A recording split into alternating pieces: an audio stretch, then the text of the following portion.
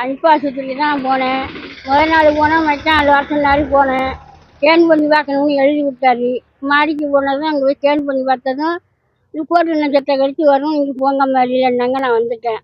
எங்கள் வீட்டுக்காரர் படிக்காதவர் தான். அவர்கிட்ட இந்த ஒரு பொண்ணு கொண்டு கொடுத்து மாற்றி கொடுத்ததுனால அங்கே கொண்டு போய் அனுப்பாட்ட காமிச்சது வரும். அவர் என்ன செஞ்சாரு, பார்த்துட்டு எழுதி கொடுத்து மாத்திரையெல்லாம் கொண்டு சாப்பிட்டுட்டு நீங்கள் காலையில் சிறுவாலூருக்கு போங்கம்மா அப்படின்ட்டாரு.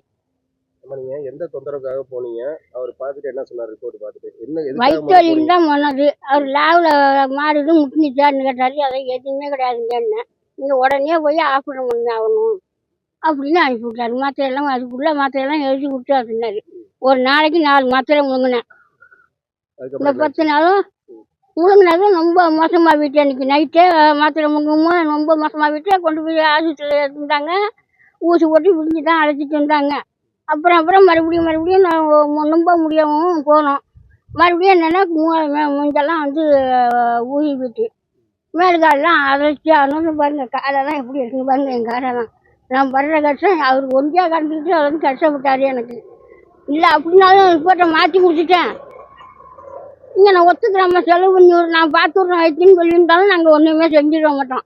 உன்னால் முடிஞ்ச தவிர நீ வீட்டுக்குள்ள உள்ளே பூந்துனா ரூமில் எடுத்துட்டு போனீங்க அப்படின்னு கேட்டாக்கா எப்படி நான் போய் எடுக்க முடியும்?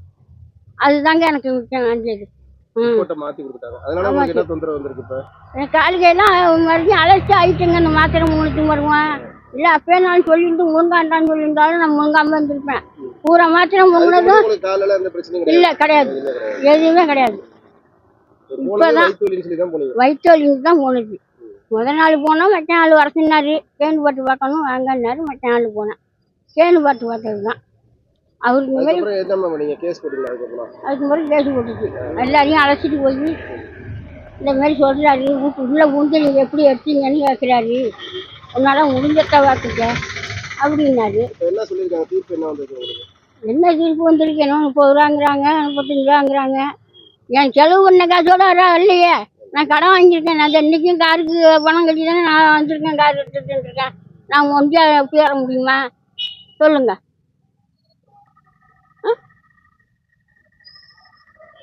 வேறு மனுஷெல்லாம் எங்களுக்கு இல்லை. இங்கே தான் எங்களுக்கு வந்து சுரேஷை தான் நான் அழைச்சிட்டு வந்து தெரியாதவங்க நான் வந்து படிக்காத தொட்டு அழைச்சிட்டு வந்தோம். நாங்கள் சரின்னு போட்டோம். அந்த மாத்திரை முடிஞ்சு எத்தனை நாளில் உங்களுக்கு காலில் தொந்தரவு வர ஆரம்பிச்சது? 10 நாளில் அழைச்சி மாதிரி ஆயிடுச்சு. அப்படியே கொப்பளிச்சு விட்டு காலுகையெல்லாம் கொப்பளிச்சு விட்டு கையெல்லாம் அங்கே வருங்க. அப்படி நான் வைத்தியம் பண்ணிக்கிட்டு தான் இருக்கிறேன். மறுபடியும் என் பொண்ணும் அழைச்சிட்டு போய் இதில் வாய்மூட்டில் கொண்டு போய் உருட்ட மாத்திரை சாப்பிட்டீங்க. மாத்திரை 10 நாள் சாப்பிட்டாங்க. 10 நாளைக்கு கூப்பிட்டேன். 10 நாள் அதுக்கு ஒரு தான் தெரியும். மற்ற 10 நாள் சாப்பிட்டேன்.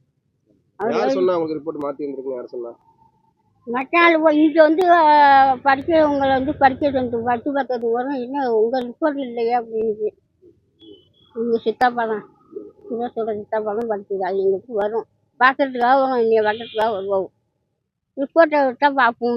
கொடுத்தது போது சொல்லிட்டு இன்னும் ரிப்போர்ட்டு மாற்றி வாங்கிட்டு வந்துருக்குற அப்படின்னு. அதுக்கு முதல்ல நான் மற்ற நாளே போனது.